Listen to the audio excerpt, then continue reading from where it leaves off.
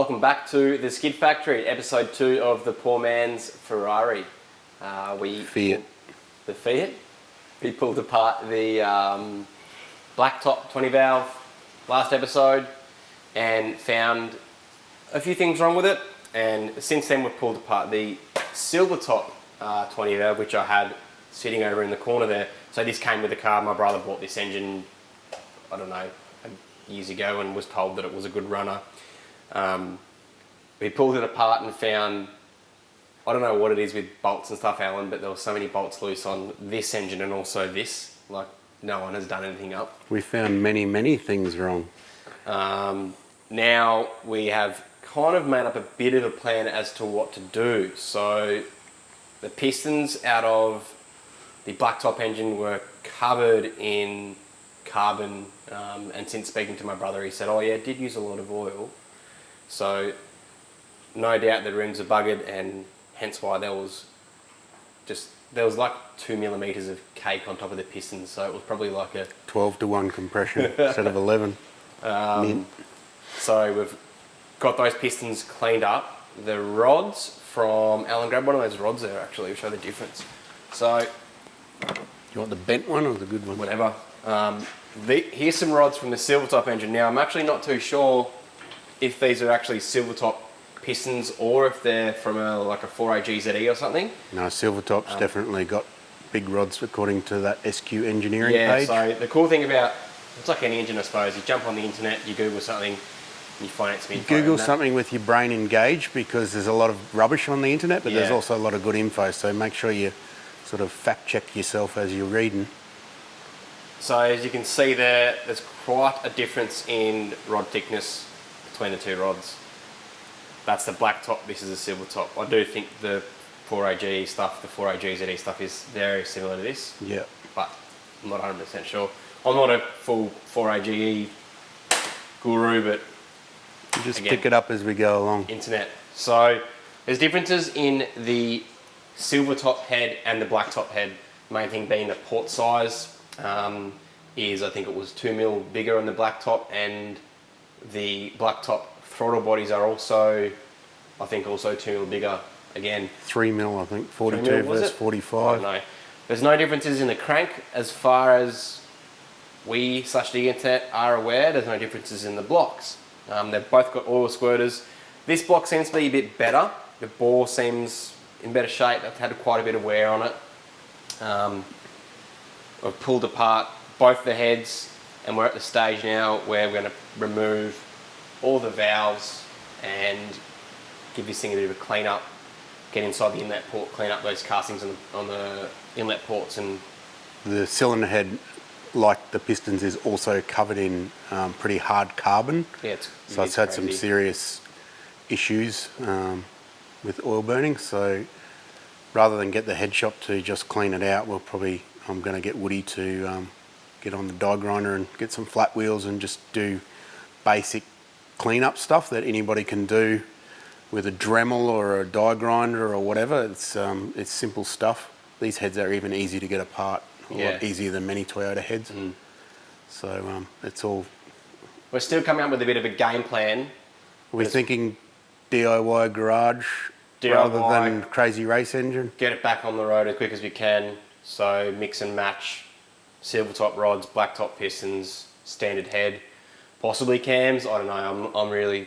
We're just going to see what we're dealing with. Sort of work out whether we're going to get much gain out of cams, because we have heard that the throttle bodies become a restriction, and replacing the throttle bodies is not really something that's going to be it doesn't really make a lot of sense.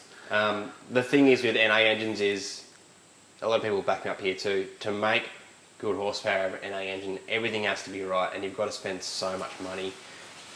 It's hard work compared to forced induction. Compared to forced induction, where you want to make another 50 horsepower, you add another pound of boost, voila, there you go. So wasn't really in the scope, although I did want to turbo it.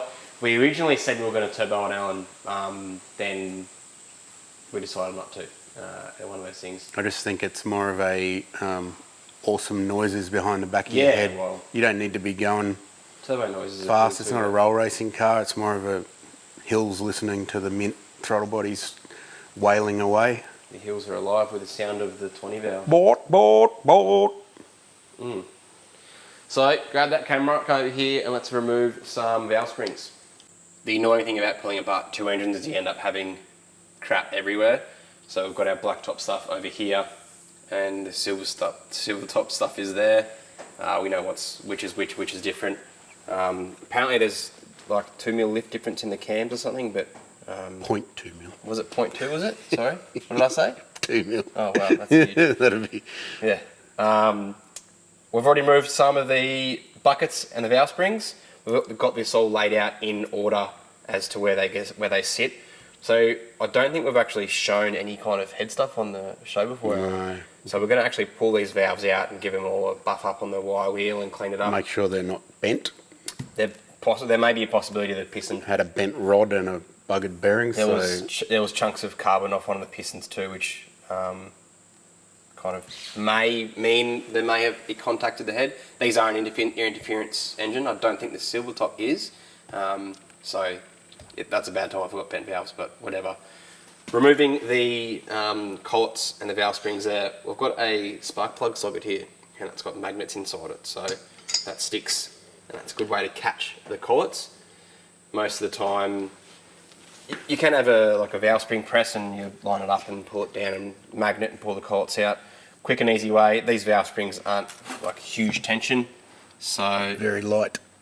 over the top there on the retainer, give it a good old whack. Hopefully get it one hit wonder. Don't hit your finger like I just did.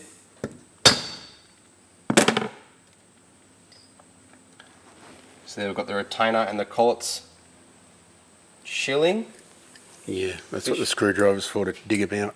They're not going anywhere. Yep. Into the magnet tray, don't lose those ones. Valve spring out and into our bucket to keep it safe so we know where it came from. Pretty simple process. Oh, I didn't get it. You had this down pat, Yeah, first crack is just the collets form a grip on the valve and retainer. That's what they're for. And usually you just got to loosen that grip and then they'll pop out the second time. No, this won't bend the valves. We're not hitting on the valve itself, we're just hitting on the spring. The spring is very light. And voila! 2 more to go. Okay, so now we can flip this over and remove all of our valves. Are they our valves or are they the valves? The valves. It's always a mystery to me. Do we take possession of our valves in our cylinder head, or does the cylinder head have possession of them? Interesting. My poor man's Ferrari or our poor man's Ferrari? It's not mine. I don't claim any poor man's Fiat things. Sorry. Reliable man's Fiat. What did people like Fiat, Alan? Mulleted man's Pontiac Fiero. Now that we've got this disassembled, well, the valves are out. Look at that carbon, man, it is so crazy. I'm just looking at how nice a job Toyota or Yamaha or whoever did on this thing. Was this a Yamaha one? I don't know. It's a pretty sweet looking bit of gear. Mm-hmm. Actually looks like it's got a nice finish on those. On the valve cut out? Yeah. It's an old engine now, so you don't really know the history of it. It may have been... This is a 97. Could have been apart many times. And judging by the pistons and how clean. Carbon they were, I would... Or it could have never been apart. Or it could have never have had an oil change. So the main thing we're going to do to this head now is, we're going to take it into Old Cop to use the dishwasher. I've also got a bucket full of sumps and valve cover and water pump I'm going to reuse because I'm a tight ass. Old cock doesn't charge by the bloody load, bro. No, but you've got to... I don't want to make 2 trips into town. I hope it's got good bearings. It's good. It's weight rated. Tetris, dude, how good is it? I just gave it a quick run. It's literally in there for like 2 seconds and already it's like cleaned everything up. It didn't shake itself to bits or walk down the street, so it must be good to go. Have you seen that video of the dishwasher dog? Was it at the back of Old Cops? And were you filming it? Oh, no, washing machine, so. Got to run start it. Give it a bit of a push start. And now we wait.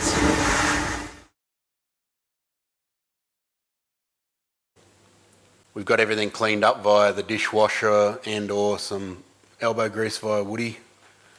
Pistons, rods, we've sort of separated everything that we're going to use. This is the black top cylinder block.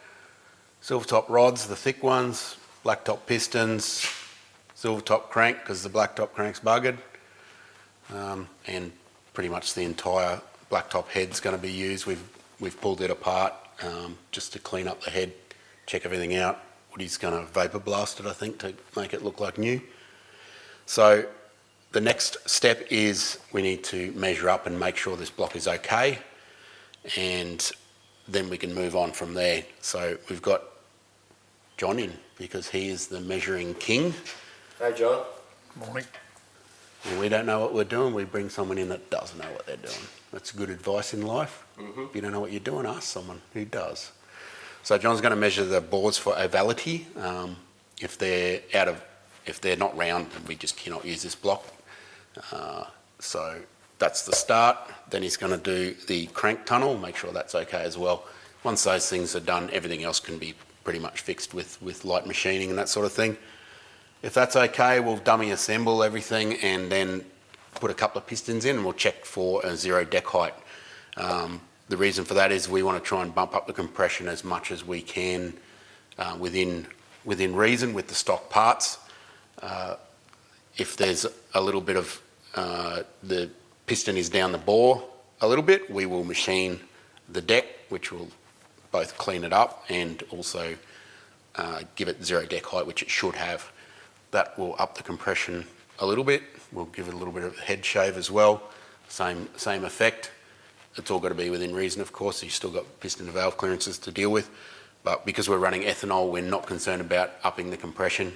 It's already an 11:1 compression engine, which is very high for particularly the age of this engine for a non-ethanol fueled system. So they were already pushing their luck, which made them so efficient, but it also made them ping their brains out if you did stupid stuff like oil up the engine and carbon everything, not use good fuel, that sort of thing. So everything's going to be clean. We're going to be using ethanol, so we're going to make use of the extra compression if we can. Let's get measuring, John.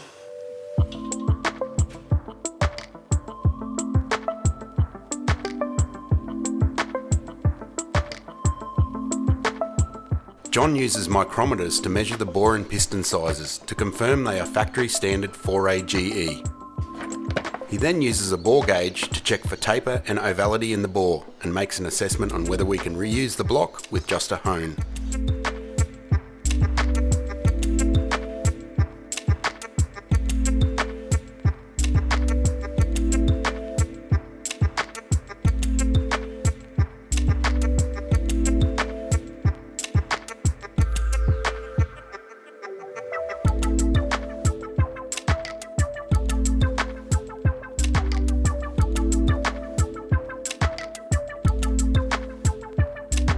John then measures the bores of the silver top block to see which has less wear. The silver top comes up millhouse. For sale, black top, 20V 4AGE block. Checks out okay by John. Bore's okay. Alright, you know how you just took that other one off and put this one on? Can you do that again? Yeah. Executive decisions are made. This is the block to use. We're going to flip it and check the main tunnel. If that checks out all right, then we'll go with this one. Just refitted the main caps that go with this block. You obviously can't swap them around. I'm just torquing them up to 43 pound-feet. So John can check the roundness and straightness of the crank tunnel.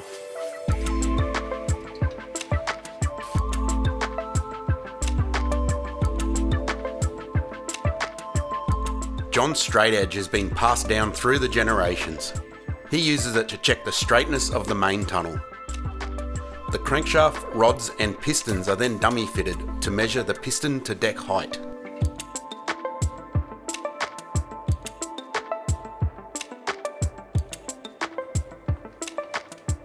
We'll check crank for size, we'll pull it back out, we'll check the crank for size, we'll check the rods, and that's pretty much it until we get bearings and putting it back together. Take it away and hone it. Cool. I reckon Woody can do that.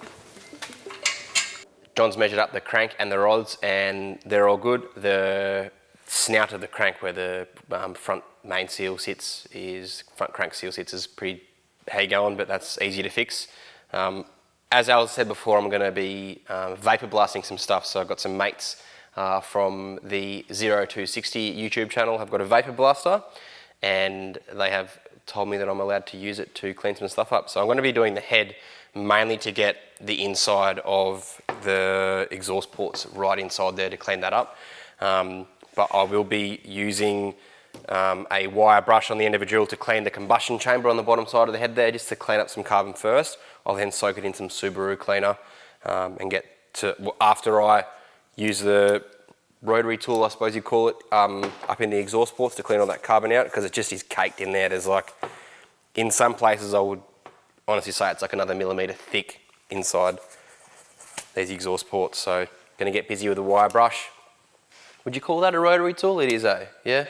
Die grinder I used to call them, but... Well, it's like a die grinder with some like sandpaper ends on it, so... Barrel sander. Barrel sander, I'll call it that. Get inside these ports there and clean them out, and then vapor blast it and get it looking all fresh, along with some other parts like the throttle bodies and the valve cover. Let's do it.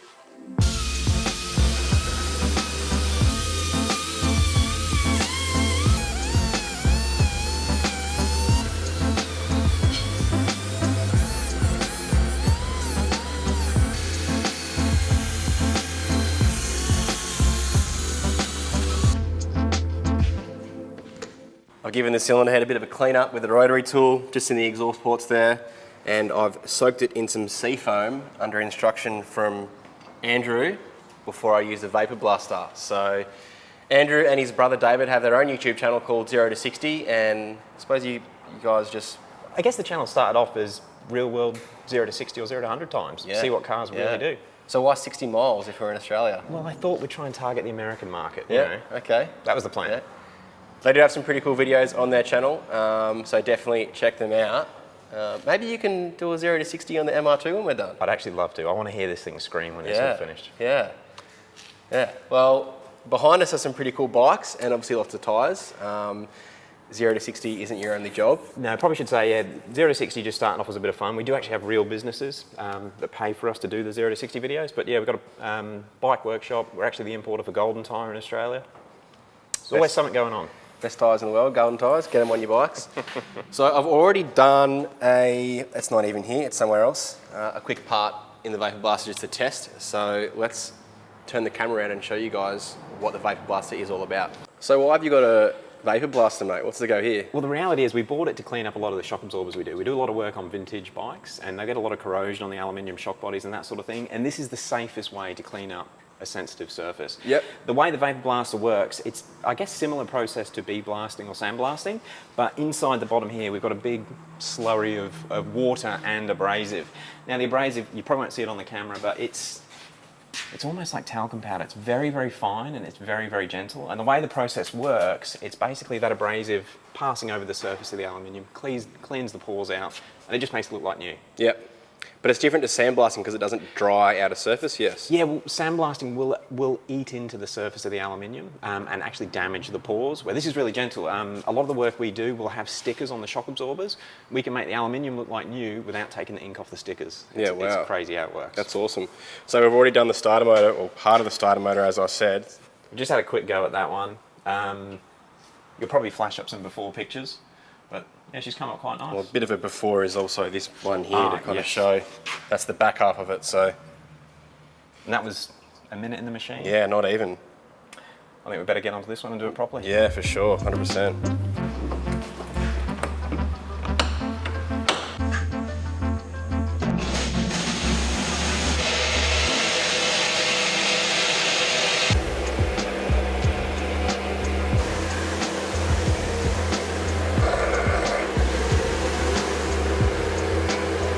Got the oil galleries taped up. I'm gonna throw this in there. I'm a little bit weary doing this.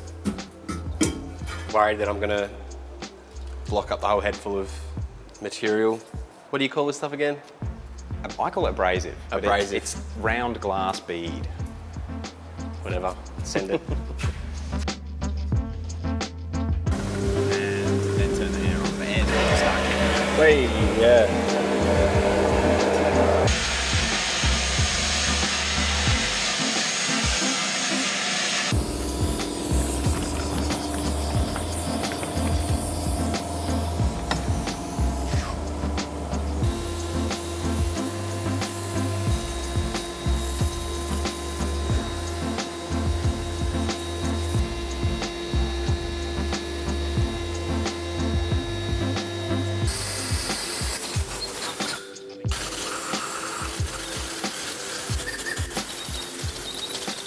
The head's been cleaned up and washed out. It came up looking a treat.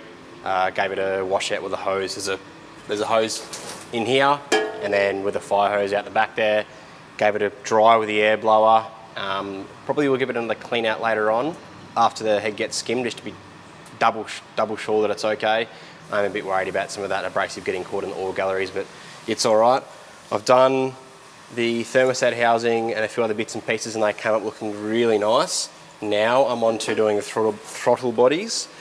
Andrew advised me to fully disassemble and remove everything off these because the abrasive will get caught everywhere you don't want it. I tied down, I'm just going to wing it and basically try not to aim the blaster in any certain spots, and if I do have to clean it, I can then remove it on the bench and clean it at home at the shed. That way I can kind of do one at a time, and I know how it all goes back together then. So I am winging it here. I'm not too sure how it's going to turn out, but I know that the finished product of this looking really nice and shiny alloy will all be worth it. So let's throw it in the vapor blaster and get it done.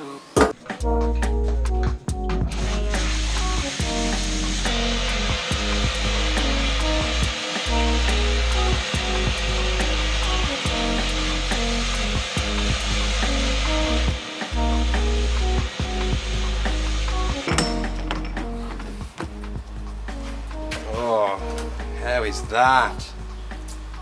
What do you reckon, Andrew? Well, you've done well there for your first time. Yeah? Suppose I better rinse all of this. I want to call it sand, but it's not. Is it sand? It's glass. Glass. It's round glass bead. All right. Very small round glass bead. Give it a rinse off with the hose, and I think I'm pretty happy with how that just is as it is now, eh?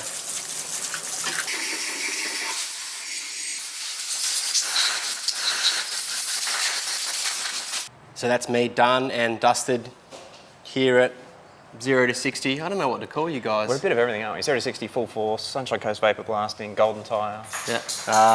I'm absolutely stoked with how this has turned out. That looks really, really good. If you guys do want to get something vapor blasted, Andrew and David charge by the hour, and they do, I suppose, whatever anyone wants. Yeah, definitely. Something I do with this sort of stuff is work out whether a customer wants something to look like it's brand new, or if they're cleaning something. Yeah. We work with whatever you guys want to do. If you want to see cool stuff like this, twin turbo BMW. She's getting some big turbos as well. Yeah. Going to be, I'm aiming for 700 horsepower. Yeah. These guys do heaps of Euro stuff and just general 0 to 60 or 0 to 100 times. Anything with an engine. So it's a really, really cool channel, so definitely check it out. Thanks again, man. Always good to come down and see you guys. Definitely, man. Thank you. I'm going to head off to John's place because we're going to get the crank polished up, and I think we may even deck that head. Although I was on the phone to Golby and he had a cam package deal and he's trying to talk me into, so I think I might be upgrading cams now. So this is where the snowball comes in effect. I love it. I love it. Next thing you know, I'll be turbocharging it again. Nah, no turbos this time. All right, thanks, dude. I'm so stoked. Thanks again. You're more than welcome, man. Cheers. Too easy. Off to John's house.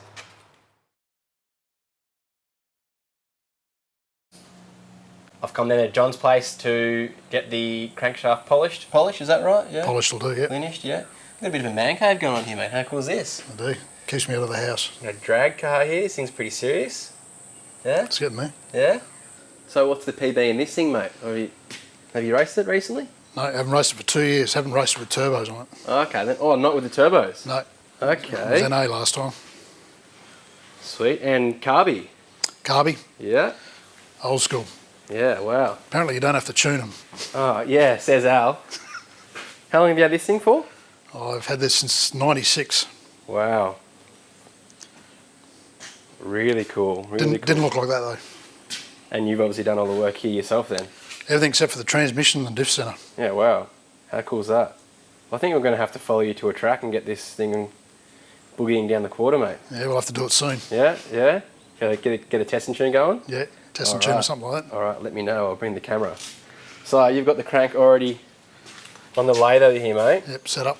Okay, this thing looks a bit better than what we've got at the shed. A little bit more modern. Yeah? So, talk us through what you're going to do here then, mate. We're just cleaning it up. We rented it yesterday. Yep. The journals are all on size, so all we're going to do is try and get rid of. We're not actually removing any material. We're just trying to get rid of some of the discolouring on it. There's no marks or anything in it, so it's all pretty light. We're going to use some 600 wet and dry 600 grit wet and dry paper. Yep. Usually use 400, but 600 is all I've got today, so that'll do. So when you take it to, say, a machine shop, is this what they do, or do they have an actual crank? They'll have a linisher. It's a big version of that. Ah, okay then. Great big long belt. Yep. They'll actually try and remove material from it, though. It's a bit more aggressive than what we're going to do today. Yeah, okay. We're not actually taking any material off. All we're doing is polishing it. If you find any marks or anything in it, you're going to have to take it to a machine shop and either get it ground or get it linished properly. So I suppose we probably couldn't do this with our lathe because it's a bit dodgy. No, you can do it with ours, it fits. Oh, I suppose the bed's got to be long enough too. I mean, a small 4-cylinder crank's alright, but you probably couldn't do a 6-cylinder. No, I wouldn't think so. No. Alright, well, you should fire this thing up and let's start polishing, mate. Show me how it's done.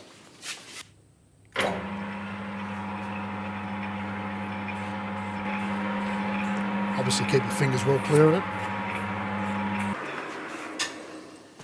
So slow speed. Slow speed, slow as I can get it. Yep. You're not putting much pressure on it. I cut the emery tape pretty small, like 10 mil will do for this size journal. It's about 20, just so you can move it back and forth slowly.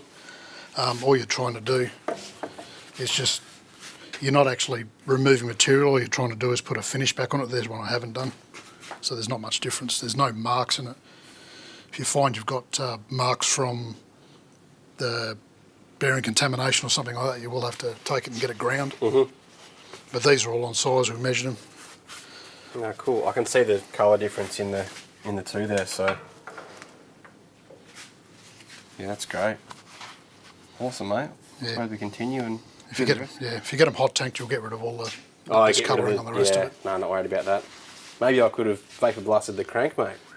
Yeah, maybe. No, that's going to way too much effort.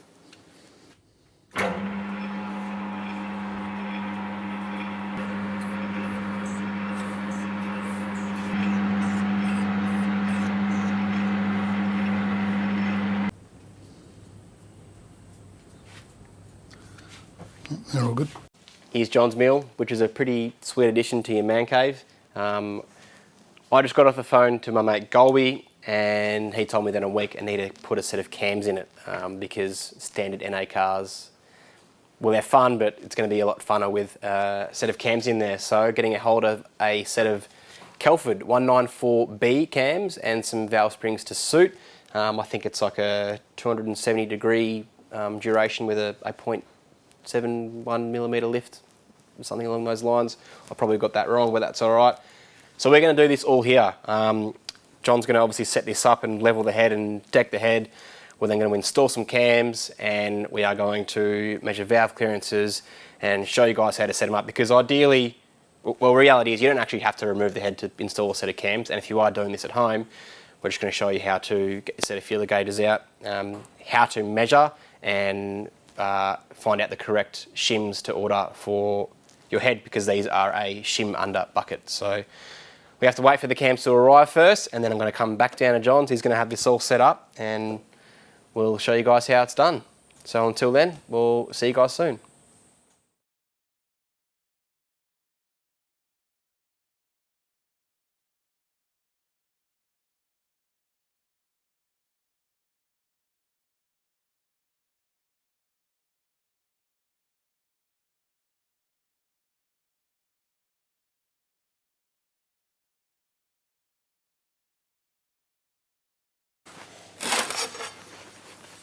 John wears glasses, Al. Why don't you wear glasses? Because I haven't been to the glasses shop to get my glasses yet. I should do that.